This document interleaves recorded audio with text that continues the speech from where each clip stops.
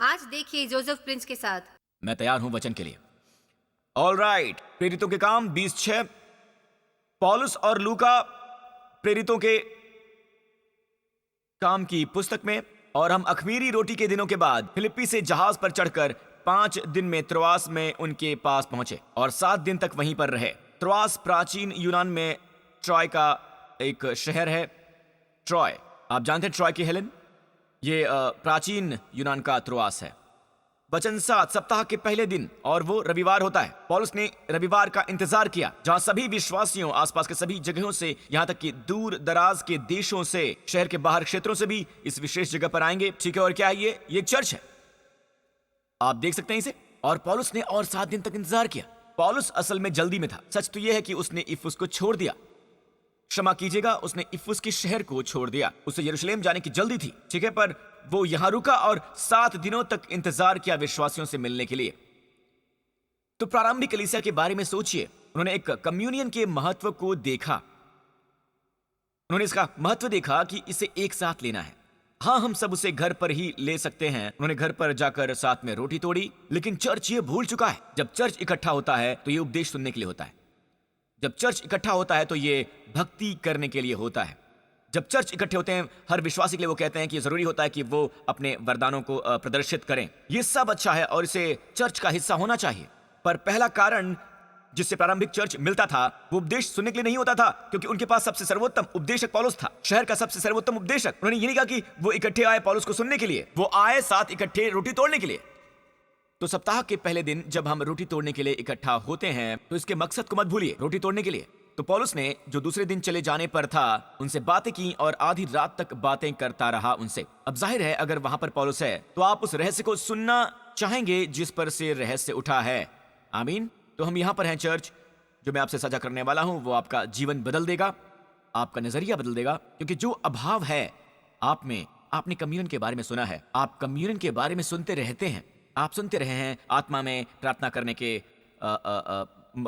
महत्व के बारे में, आपने उस शानदार वरदान के बारे में सुना है जो हमें बाइबल से प्राप्त है, यानी परमेश्वर का वचन, परमेश्वर वचन के साथ समय बिताना। पर आपको पता है परमेश्वर चर्च पर जोर दे रहे हैं कि ये वो जगह है जहां ये सब हुआ। पौलुस ने 7 दिनों तक इंतजार किया ताकि कलीसिया एक जगह इकट्ठी हो सके। वहां कुछ है, वहां अभिषेक है जो आपको घर पर नहीं मिल सकता। यह एक सम्मिलित अभिषेक है जो कहीं और स्थानांतरित नहीं किया जा सकता, कहीं और पर नहीं। यह किसी भी और चीज से बदला नहीं जा सकता है। आपको परमेश्वर के घर में आना ही होता है। बाइबल में लिखा है जितना आप यीशु को वापस आते देखते हैं वो जल्दी आ रहे हैं। आमीन। आप चिन्ह देख सकते हैं। इससे ज्यादा जरूरी है कि आप एक साथ मिलकर इकट्ठे हों। चर्च में सुरक्षा है, वहां पर कवच है। क्या आप समझ पा रहे हैं? सबसे ज्यादा दुष्टात्मा से ग्रसित मनुष्य सुसमाचार में है गदरे का दुष्टात्मा ग्रस्त। हम ये पाते हैं कि वो हमेशा अकेला रहता है, असामाजिक है, उसने खुद को अलग कर लिया है, नंगा है, चिल्ला रहा है। और यही विशेषताएं हैं आज हम संसार में जो देखते हैं। लोग खुद को अलग कर रहे हैं, लोग चिल्ला रहे हैं, आत्महत्या कर रहे हैं, शोक मना रहे हैं, अवसाद में हैं, असामाजिक हैं, खुद को लोगों से अलग कर रहे हैं। ये सब दुष्टात्माओं के ही कार्य हैं।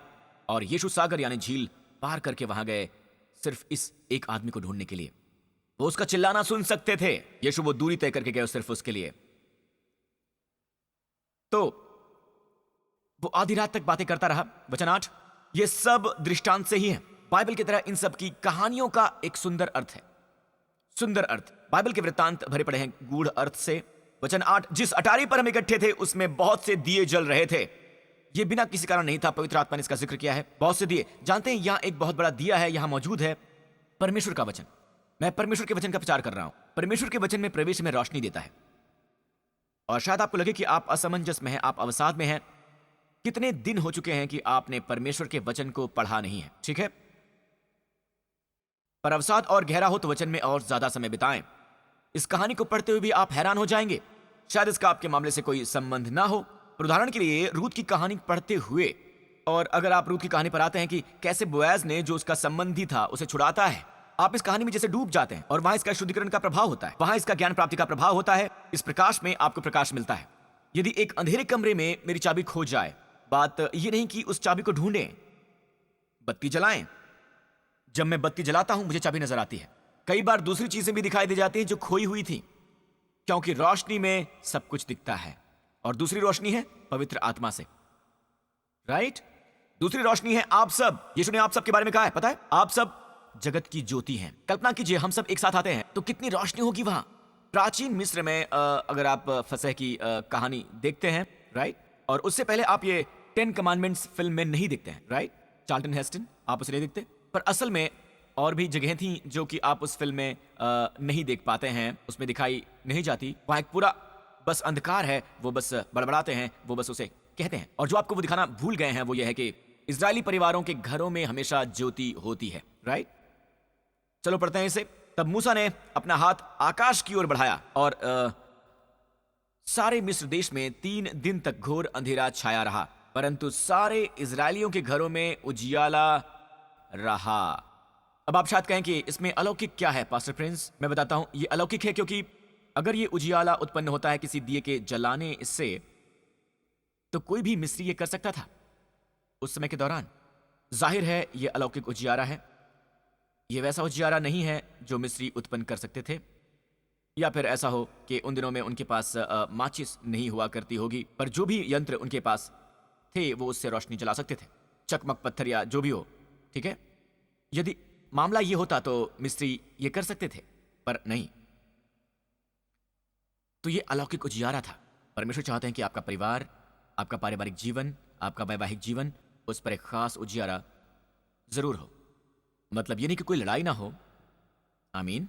इसका मतलब ये नहीं कि कोई असहमति ना हो, पर वहां उजियारा है। जब लोग आपको देखते हैं वो उजियारा देखते हैं, अटारी पर रोशनी। खैर मुझे खत्म करना होगा, वापस चलते हैं, ठीक है? वापस चलते हैं। और यूतुखुस नाम का एक जवान खिड़की पर बैठा हुआ। जब भी पवित्र आत्मा किसी नाम का जिक्र करता है तो ये बेवजह नहीं होता, बिल्कुल नहीं, क्योंकि कई बार ऐसा होता है कि वो नामों का जिक्र भी नहीं करता। यूतुखुस का सरल अर्थ है कि कोई जो खुशकिस्मत है। दरअसल कई जगहों पर मैं पढ़ता हूं वहां लिखा है गुड लक, पर हम लक का इस्तेमाल नहीं करते, ऑलराइट? खुश नसीबी। तो मैं सचा कर रहा हूं कि कैसे कलीसिया ने अच्छी खुशनसीबी खो दी, कैसे खुशनसीबी गिर गई पौलुस का उपदेश सुनकर।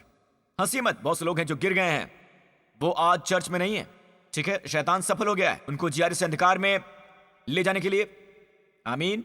और वो गिर चुके हैं, वो सो गए थे। गौर करें, बाइबल में लिखा है गहरी नींद में झुक गया था, और बाइबल स्पष्ट नहीं करता है कि ये व्यक्ति मरा है या नहीं, हमें बताया नहीं क्या। और मरा ही हुआ उठाया गया, पर कितना मरा हो सकता है यदि वो मर गया है या मर चुका है? तो ये अब भी अस्पष्ट है। पवित्र आत्मा जब अस्पष्टता इस्तेमाल करता है तो वो चाहता है कि आप ये जाने कि हम देखते हैं लोगों को गिरते हुए, हम नहीं जानते कि वो आत्मिक रूप से गिर चुके हैं या फिर उन्हें पहली बार नहीं बचाया गया है। क्या आप मुझे समझ पा रहे हैं? चलिए आगे बढ़ते हैं। यहां लिखा है वो गहरी नींद से झुक रहा था, और जब पौलुस देर तक बातें करता रहा तो वो नींद के झोंके से तीसरी टारी पर से गिर पड़ा और मर गया। यूतुखुस गिर गया, तो खुशनसीबी गिर गई। अब जब आप तीसरी टारी से गिर जाते हैं, ऑलराइट, आप एक ऊंची जगह से नीची जगह पर गिर रहे हैं, ठीक है? तो हमेशा ये याद रखिए, जब आप परमेश्वर की आज्ञा नहीं मानते या आप परमेश्वर के मार्गों पर नहीं चलना चाहते हैं तो आप नीचे जा रहे हैं। तो हमेशा याद रखें, शैतान आपको ये सोचने पर लगाएगा कि आप ऊपर जा रहे हैं, चालाकी करते हुए, झूठ बोलते हुए। नहीं, आप नीचे जा रहे हैं, ये याद रखिएगा। ये सही जगह है आपके लिए आमीन कहने के लिए, ठीक है? वचन 10 ने रुकिए, वापस चलते हैं, मुझे आपको दिखाना है। वचन 9, और जब पौलुस देर तक बातें करता रहा तो वो नींद के झोंके में तीसरी टारी पर से गिर पड़ा, मरा हुआ उठाया गया। कुछ कहते हैं वो मर गया था, कुछ कहते हैं वो नहीं मरा था। हम इसे अस्पष्टता में ही छोड़ देते हैं। अब चलते हैं वापस वचन 10 पर। परंतु पौलुस उतरकर, व्यक्तिगत रूप से मेरा मानना है शारीरिक रूप से वो मर चुका था, पर पौलुस उतरकर उससे लिपट गया और गले लगकर कहा कि घबराओ नहीं, क्योंकि उसका प्राण उसी में है। कुछ कहते हैं कि नहीं, पौलुस कह रहा है कि उसमें जान है, पर मैं मानता हूं कुछ तो हुआ जो पौलुस ने उसे गले लगाया। वही पौलुस जिसके रुमाल दुष्ट आत्माओं को भगा देते थे, ऑलराइट, और बीमारों को चंगा करते थे, आमीन। और वही पौलुस जो इतना संतृप्त था, उसने उसे गले लगाया। और परमेश्वर यहां उन लोगों के बारे में बात कर रहे हैं जो गिर जाते हैं। हमें समझने की आवश्यकता है, जो लोग गिर जाते हैं उन्हें गले लगाने की जरूरत है, तिरस्कार करने की नहीं। ये जानबूझकर खुलेआम पाप करना एक बात है, और बिना किसी मजबूरी के और परमेश्वर के बारे में कोई विचार ही ना रखना, शायद वो उद्धार नहीं पाए हैं, वो एक बिल्कुल ही अलग श्रेणी है। पर जो लोग गिर रहे हैं हमें उनका तिरस्कार नहीं करना चाहिए। अब ये बहुत ही दिलचस्प है कि जब मैं इसे तैयार कर रहा था, प्रभु ने मुझे शास्त्रांश दिया और मुझसे ये साझा कराया। वो चाहते हैं मैं इसे साझा करूं, और मैं भूल गया कि मेरे साथ क्या हुआ था कुछ सप्ताह पहले। मेरा बेटा रिसेस के दौरान स्कूल में गिर गया था। वो ऊंची रेलिंग पर बैठा था, वो बहुत ऊंची जगह थी, और वो पीछे की ओर गिरा, जस्टिन। और जस्टिन के सिर पर चोट आई। वो फिर भी उठ सका, पर वो रो रहा था। वो उसे जनरल ऑफिस में लेकर आए। उन्होंने मेरी पत्नी को फ़ोन किया। ठीक है, मेरी पत्नी पहले वहाँ पर पहुँच गई, फिर मुझसे संपर्क किया, और खैर उसे हॉस्पिटल में दाखिल किया गया। उन्होंने 2 सीटी स्कैन किए। उन्हें उसकी खोपड़ी में 2 फ्रैक्चर मिले थे। तो बात यह कि मेरे पहले प्रश्नों में से था, जब मैंने उसे वहाँ देखा, पता है कि ये कैसे हुआ? उसका जवाब था सॉरी, उसने कहा। फिर प्रभु ने मुझसे कहा उससे और मत पूछो। और तब से आज तक मैंने उसे कभी पूछा नहीं कि वो कैसे गिरा था, वो क्या कर रहा था, क्या किसी और ने उसे धक्का दिया था। क्योंकि एक बार जब उसने सॉरी कह दिया, राइट, तो वो जानने की जरूरत नहीं है जो कि बीत चुका है। पहले इस बच्चे को ठीक हो जाने दो। आमीन। और मैं आपको बता दूं, ये काफी अद्भुत है। वो कुछ दिन तक हॉस्पिटल में रहा। सिर्फ एक बात थी कि बाहर की तरफ कुछ नहीं बह रहा था, केवल वो दर्द जो उसे अंदर महसूस हो रहा था। मेरे लिए बहुत ही कठिन था उसे इतनी भयंकर सिर दर्द झेलते देखना। एक 6 साल का छोटा लड़का ऐसी सिर दर्द झेल रहा था, वगैरह वगैरह। और वो पूछ रहा था, ठीक है, और हमने उसके साथ कम्युनियन लेनी शुरू कर दी थी। कभी कभी 4 बार, दिन में 3-4 बार तक। वो हर घंटे उसका निरीक्षण करते। उसे उल्टियां जरूर हुई, उनके लिए थोड़ी चिंता का कारण है, तो हर घंटे उसका निरीक्षण करते वो, फिर रात को हर 4 घंटे के बाद। यह आसान नहीं था, राइट। तो मैं भाग रहा था यहाँ वहाँ, आगे पीछे, और मेरी पत्नी इतनी शानदार औरत है। वो सचमुच इस पर विश्वास करती है कि प्रभु का भोजन ही इसका जवाब है। आमीन। तो उसके साथ बहुत बार कम्युनियन ले रही थी, और जब तक मैं आता कम्युनियन हो चुकी होती, और उसे सरदर्द होता, कम्युनियन, ऑलराइट। और साथ उन्होंने उसे पेन किलर भी दिए, पर कोई एंटीबायोटिक्स नहीं, कुछ भी नहीं, बस पेन किलर। और हमने ब्लो बाय ब्लो अकाउंट देखा जब वो कम्युनियन लेता था, और वो बेहतर और बेहतर और बेहतर होता जाता था। वो हॉस्पिटल में था। उनका कहना था कि इस तरह की चीज को 12 घंटे देखना उचित रहता है। 4 दिन का समय बस सिर्फ निरीक्षण के लिए। उसने कोई एंटीबायोटिक्स नहीं लिया था, कुछ भी नहीं।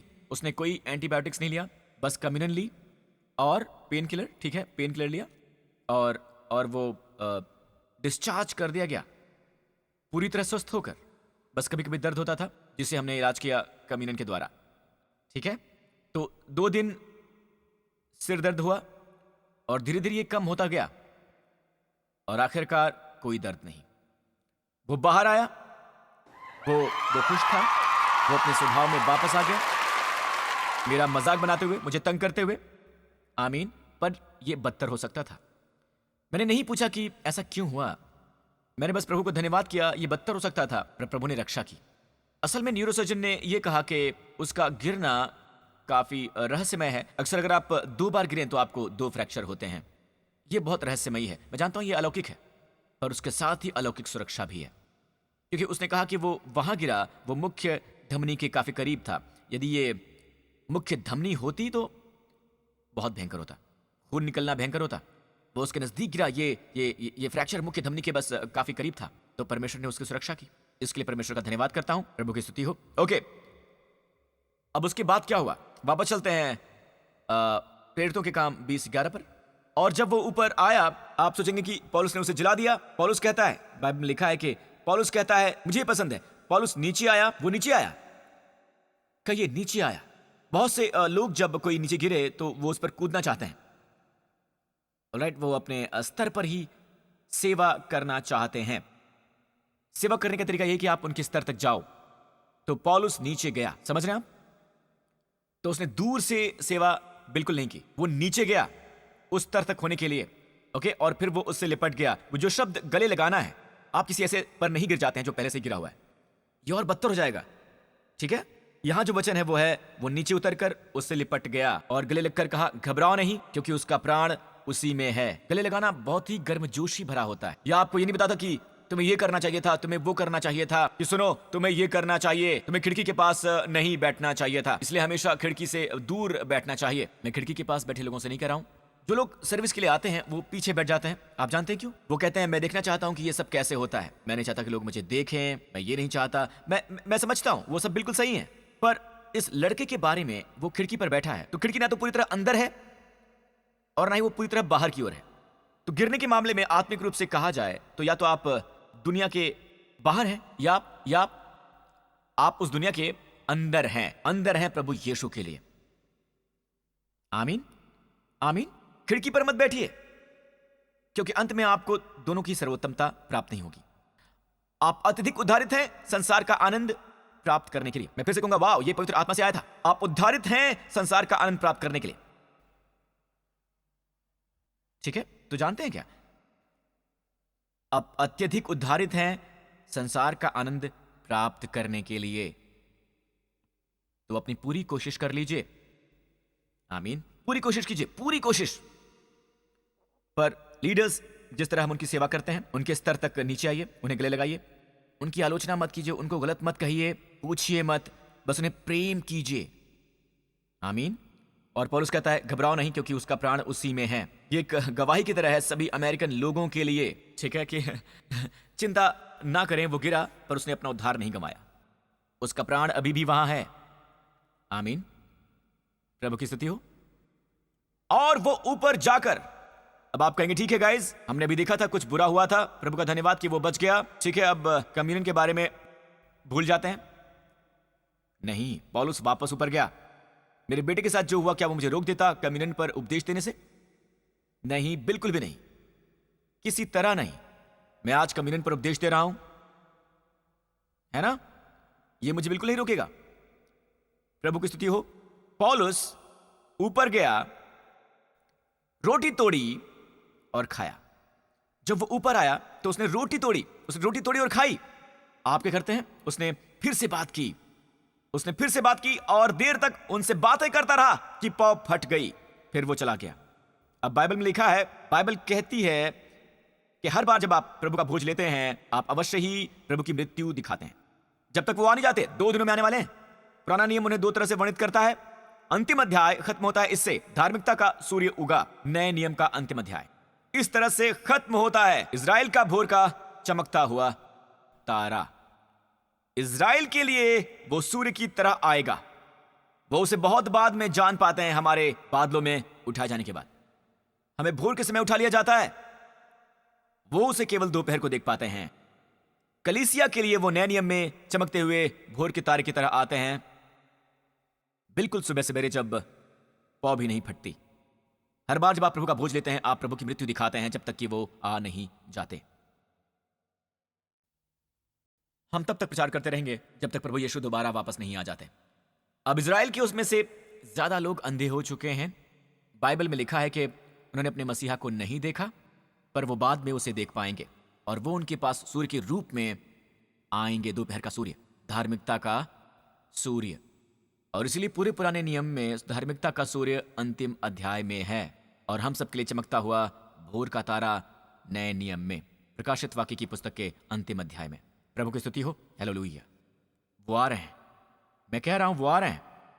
पता है चमकता हुआ भोर का तारा, अगर आप इसे देखना चाहते हैं तो 4 या 5 बजे उठिए, यहां भी आप इसे देख सकते हैं। नॉर्दर्न स्टार, आप ऊपर देखते हैं, ये चमकता हुआ भोर का तारा भी कहलाता है। आप ऊपर देखें तो आपको लगेगा कि पहला तारा चमकता हुआ दिखेगा, सबसे बड़ा होता है सूर्योदय से बिल्कुल पहले ही। आप पहले अंधकार के बीच तारे को देखेंगे, वो बस वापस आने वाला है, वो वापस आने ही वाले हैं। तो सभी दलदल के बीच वहां जो नैतिक दलदल मौजूद हैं, अंधकार और अशुद्धता और वो जो असमंजस है, अवसाद है, हर कुछ जो अंधकार है या वो जो धुंध है, ठीक है, और जो लोगों को रास्ता सूझ नहीं रहा है कि क्या सही है क्या गलत है, उन्हें परिभाषा के संसार में खलबली मची हुई है। परमेश्वर के घर में प्रकाश है और दिए भी हैं। एक साथ आते हैं, आप एक साथ आते हैं, अचानक आप वो चीजें देखने लगते हैं जो आपने नहीं देखी हैं और ये आपको आशीषित करेगा। प्रभु की स्तुति हो। हर सिर झुक जाएं, हर आंखें बंद हो इस पूरे स्थान पर। हे स्वर्गीय पिता, मैं यहाँ हर व्यक्ति के लिए प्रार्थना करता हूँ कि जो भी जरूरतें हों प्रभु, जो उनके आगे मुंह बाएं खड़ी हैं और उनका मन इसी से उद्वेलित है। हे पिता, मैं यीशु के नाम पर प्रार्थना करता हूं, आप उनके हृदयों में, मनों में अपना उजाला चमकाएंगे। प्रभु परमेश्वर की महिमा का उजाला जो ना केवल समस्या को उजागर करता है बल्कि उससे निकलने का मार्ग, जवाब, समाधान, उसके लिए बुद्धिमत्ता। धन्यवाद हे पिता। और यदि कहीं यहां कोई है जिसने कभी यीशु मसीह को स्वीकार नहीं किया, आप उन्हें स्वीकार करें। ये आपके और परमेश्वर के बीच है। अगर आपने उद्धारकर्ता यीशु मसीह में अपना विश्वास नहीं डाला है, जो प्रभु हैं, जो मित्र हैं, दोस्तों, मसीह आपके पापों के लिए मरा, वो मुर्दों में से जिलाया गया आपकी धार्मिकता के लिए, और अब वो तैयार है आपके जीवन में अपनी पूरी महिमा, सामर्थ, अच्छाई और अनुग्रह सहित। क्या आप उन्हें ग्रहण करने को तैयार हैं? क्या आप वो हैं, वो आदमी, वो औरत, वो लड़का, वो लड़की जो कहेगा, हां, आज मैं अपना विश्वास मसीह में डालता हूं, पीछे नहीं मुड़ूंगा? यदि आप हैं, इसी वक्त मेरे साथ ही प्रार्थना करें। कहिए, हे प्रभु यीशु मसीह, मेरे पापों के लिए क्रूस पर मरने के लिए धन्यवाद। आपने हर्जाना भरा, अपना लहू बहाकर मेरे हर एक पाप को पूरी तरह से क्षमा करने के लिए आपका बहुत बहुत धन्यवाद। आपको मुर्दों में से जिलाया गया और मैं आपका धन्यवाद करता हूं। प्रभु यीशु, आज आप जीवित हैं और आप पिता के दाहिने हाथ पर हैं, और मैं वैसा हूं जैसा आप हैं इस संसार में। जैसे आप हैं वैसे ही मैं भी हूं। यीशु मसीह मेरे प्रभु हैं। यीशु के नाम पर, और सब लोगों ने कहा आमीन। अब आप कलीसिया का हिस्सा हैं। आमीन। कलीसिया एक इमारत नहीं है। कलीसिया बनती है मसीह के शरीर के बहुत से अंगों से। मिलकर हम मजबूत हैं, मिलकर हम सामर्थी हैं, मिलकर लोगों की सभी जरूरतें पूरी होती हैं, क्योंकि हम पर वो महान अनुग्रह है। उपदेशक को शायद कुछ वरदान प्राप्त हों, पर मिलकर हमें वो वरदान प्राप्त होते हैं जो परमेश्वर ने कलीसिया को दिए। अपने पांव पर खड़े हो जाइए। हे कलीसिया, मैं जस्टिन के साथ आपको आशीष देना चाहूंगा। हाय।